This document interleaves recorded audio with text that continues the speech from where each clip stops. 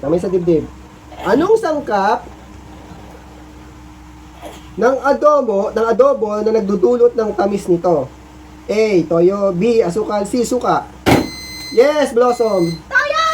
Toyo is wrong. Parang ikaw, may toyo. Lisa. Wala! Yes, Buttercup. Suka! Si Suka is wrong. Ano nangyari yun? Nagbibigay tamis tapos suka. B. Bubbles, yes? Letter B po. B is ano?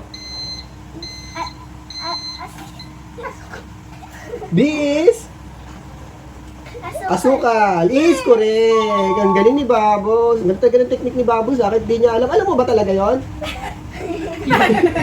Ninulaan mo lang.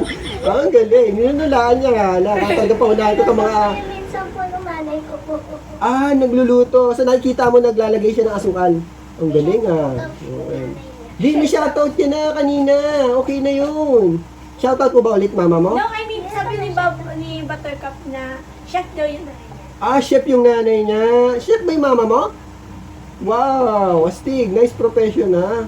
Marangal at magaling. Talagang chef talaga. Okay, na-shoutout na natin. No? So,